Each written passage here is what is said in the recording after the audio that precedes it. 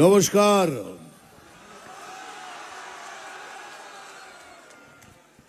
প্রথমেই দুটো খুশখবরই শোনাই আপনাদের। খুশখবর সেটা হলো গোঘাট থেকে হাওড়া 4 জোড়া ট্রেন শুরু হচ্ছে জানুয়ারি মাস থেকে। এর জন্য একটা জোরে হাততালি।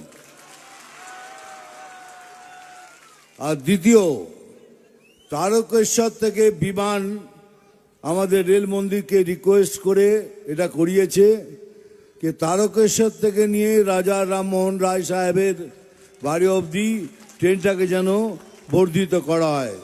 তার সার্ভেও শুরু হচ্ছে। আর তৃতীয় খবরটা এই যে আপনারা এখানে বসে আছেন, আমার মা বোন সবাই যেভাবে ফুল দিয়ে আমাকে আঘাত করেছেন আমি অনেক দিন মনে রাখবো। কি ফুল মেরেছে, বাপ রে বাপ! মানে আমি হাত তুলে তো চোখ বন্ধ করতে পারছি না। দাম ধুম দাম ধুম। মানে কি রাগে মারলেন না ভালোবেসে? ভালোবেসে?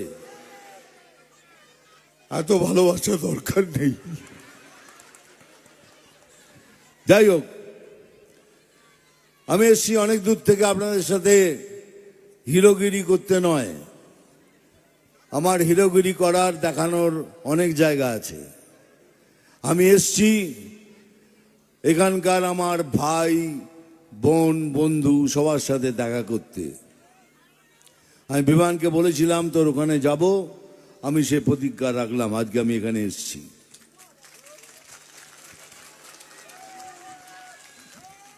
কিন্তু এসে কি হবে বলুন? যেখানেই যাচ্ছি একটা প্রশ্ন করছে সবাই আমাকে।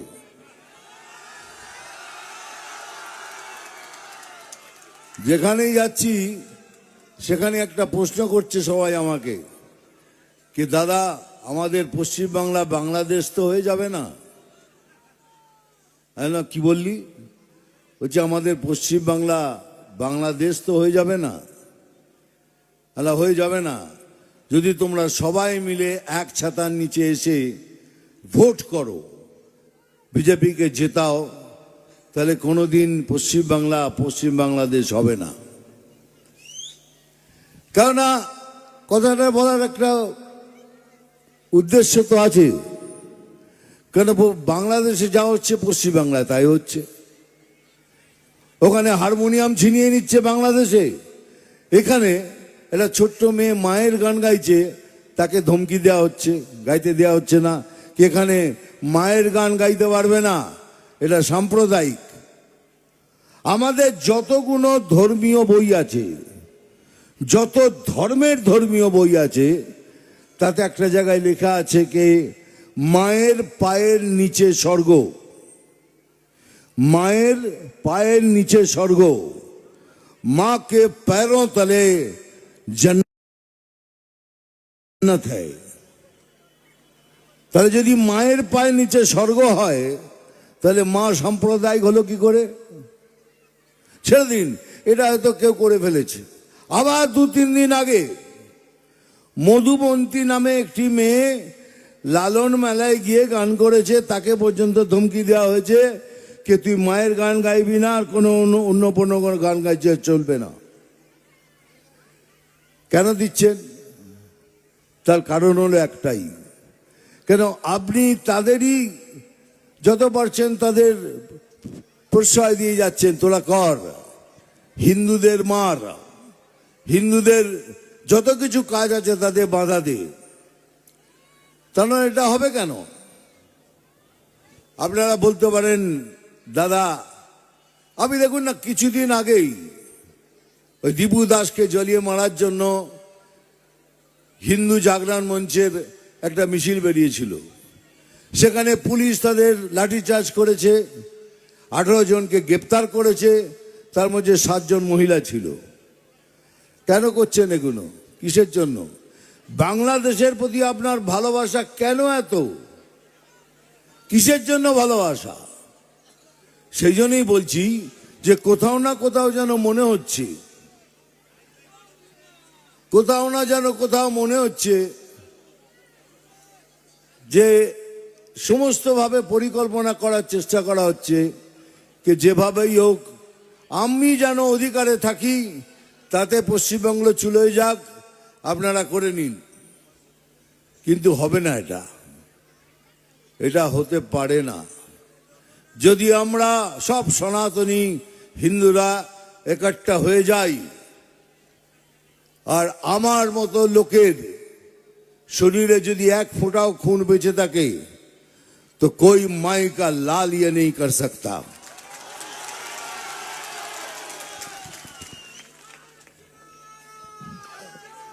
কেননা দেখুন, বাংলাদেশের প্রতি অনেকের অনেক কিছু স্নেহ ছিল, আমারও ছিল, কিন্তু আজ সব শেষ হয়ে গেছে, কিচ্ছু বাকি নেই। যেভাবে ওরা আমাদের সাথে, আমাদের হিন্দু ভাইদের সাথে যেভাবে অত্যাচার করছে, তারপরে কিছু বেঁচে থাকে না। সেই জন্য বলছি, আর আমাদের কোনো অন্য কোনো ভিটে নেই, মনে রাখবেন। ওদের অন্য কোনো অনেক ভিটে আছে, অনেক দেশ নিয়ে নেবে, কিন্তু আমরা কোথায় যাব একবার ভেবেছেন? আমাদের কোনো জায়গায় যাওয়া আছে, কোনো ভিটে আছে, কোনো দেশ আছে? কিচ্ছু বেঁচে নেই। তাহলে কি করব আমরা? আমি কিন্তু বারবার বলি, সব জায়গায় বলছি, যে বিজেপি ভারতীয় মুসলমানদের বিপক্ষে নয়। ভারতীয় মুসলমানরা যারা ভারতকে ভালোবাসে, ভারতের জন্য কাজ করে, ভারতের সুখের জন্য কাজ করে, তাদের জন্য। কিন্তু বিজেপি তাদের বিপক্ষে, যারা ভারতে থেকে ভারতের ক্ষতি চায় তাদের বিপক্ষে। তো এইসব লোককে প্রশ্রয় দিয়ে কি লাভ?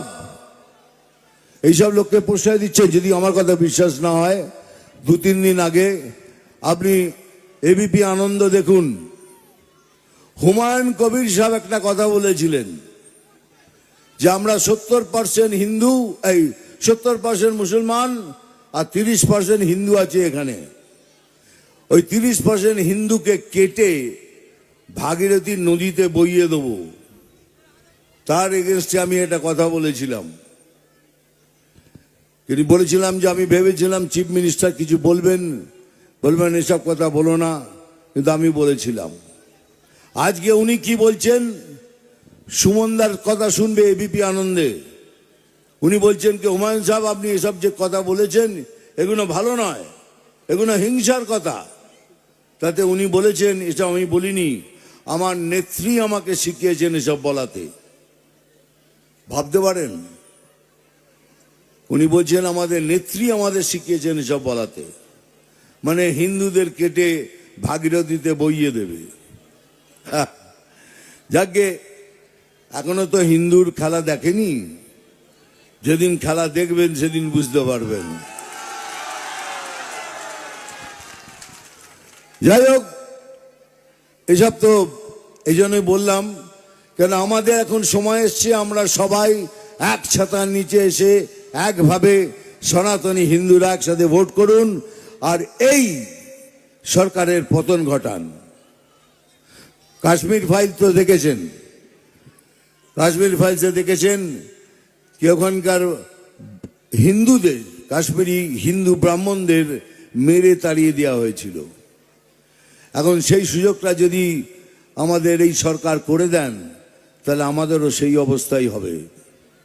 আর সেখান থেকে বাঁচতে হলে আমাদের সবাই মিলে একসাথে ভোট করে এই সরকারকে হাঁটাতে হবে। আমি এই জন্য সবাইকে রিকোয়েস্ট করছি, সবাইকে, মানে সবাইকে, কমিউনিস্টের মধ্যে যদি কেউ হিন্দু থাকে, যারা হিন্দুত্ব বিশ্বাস করে, তারাও আসুন।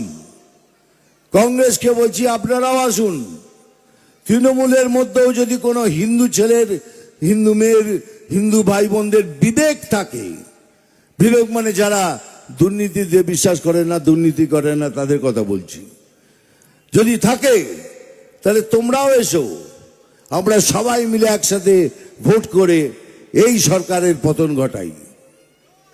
এটা বারবার করে চেঁচিয়ে চেঁচিয়ে বলছি। তারপরে দেখুন না, এই 1000 টাকার লক্ষ্মী ভাণ্ডার, এটা আমি সব জায়গায় বলি, লক্ষ্মী ভাণ্ডারটা দারুণ, নিশ্চয়ই নেবেন। ওটা আপনাদের পয়সা, আপনাদের পয়সা আপনারা নেবেন, নিশ্চয়ই নেবেন।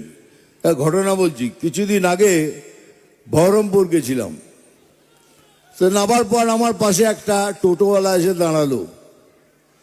দাদা কেমন আছেন? আমি ভালো আছি। তোরা তো খুব আনন্দে আছিস, 1000 টাকা লক্ষ্মী ভাণ্ডার পাচ্ছিস। বলে দৌড়, একটু লিমিট ক্রস করলে 1000 টাকা ফাইন, ওইটাই নিয়ে ভিড়ে দিচ্ছে। দেখুন, আমি কি বলছি লক্ষ্মী ভাণ্ডার নিন, কিন্তু যদি ভাবুন, যদি আপনার ছেলের বিবেক থাকে, সে যদি দুর্নীতি করতে না চায়, তাহলে 1000 টাকা তো নিলেন, তোমার ছেলেটা তো বেকার রয়ে গেল।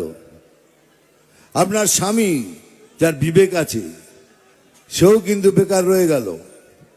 আপনার মাতা পিতা অসুস্থ, আয়ুষ্মান ভারত 5 লক্ষ টাকার সেবা প্রধানমন্ত্রী সবার জন্য করে দিয়েছেন। 5 লক্ষ টাকার, সমস্ত ভারতবর্ষের লোকে পাচ্ছে, কিন্তু এখানে পাচ্ছেন না, কারণ এখানকার চিফ মিনিস্টার ওটাকে বাধা দিয়ে বন্ধ করে রেখেছেন। এইসব যদি পান, তাহলে নিয়ে কি লাভ? এই লক্ষ্মী ভাণ্ডার আর লক্ষ্মী ভাণ্ডার থাকবে না। আমি চাই আপনারা নিন, ভালো করে নিন, আমার কাছে প্রণামের যোগ্য এইসব জিনিস। কিন্তু এইগুলো আপনার ছেলে, আপনার স্বামী, আপনার ঘরে শ্বশুর শাশুড়ি, বাবা মা কি নিয়ে বেঁচে থাকবে বলতে পারেন? কিচ্ছু নেই। তাই বলছি সবাইকে, এবার আমার স্টেজে বসে থাকা যত আমার কার্যকর্তা আছেন, সবাইকে প্রথমে ধন্যবাদ জানাই। তারপরে বলি কি, আপনাদের মধ্যেও যদি কোনো মনোমালিন্য থাকে, তো দয়া করে ইলেকশন অবধি সেটাকে মিটিয়ে নিন, তারপরে সবাই মিলে একসাথে লড়ুন, লড়ে জিতিয়ে আনুন বিজেপিকে।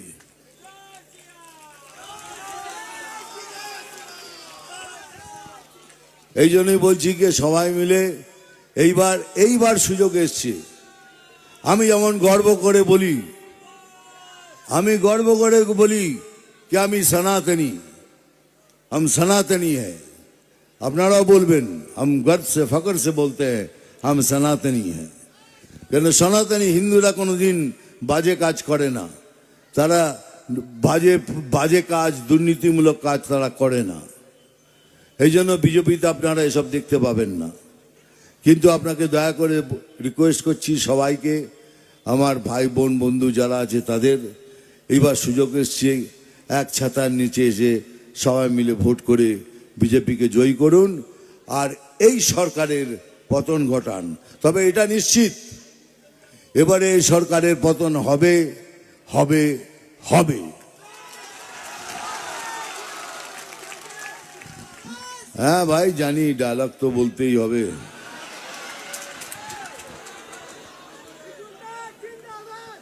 মিঠুন দা জিন্দাবাদ বলে বলে চলে যাই, হবে তো? হবে না? না, একদিন নয়, ডায়লগ নাই বললাম, হবে না, চলবে না। আমি যদি ডায়লগ না বলি চলবে?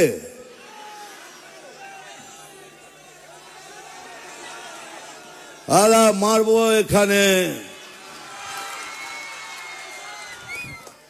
কিন্তু ওটা তো বলতে পারবো না, এখন একটু ঘুরিয়ে বলতে হবে, বুঝতে পেরেছিস? খিচুড়ি রাঁধবো এখানে, তোরা খাবি এখানে সেখানে, ঘুরিয়ে বলে দিলাম। আমি জল ঢোড়াও নই, বেলে বোড়াও নই, আমি জল ঢোড়াও নই, বেলে বোড়াও নই, আমি জাত গোখরো।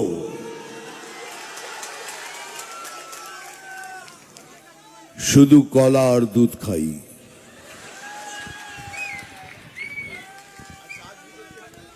নাম তুফান, বছরে 1 বার আসি। নাম তুফান, বছরে 1 বার আসি।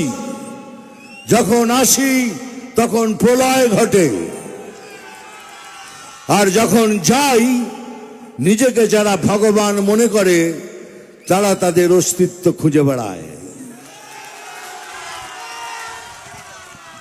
ভালো থাকবেন। জয় হিন্দ, বন্দে মাতরম। অনেক অনেক ধন্যবাদ দাদাকে।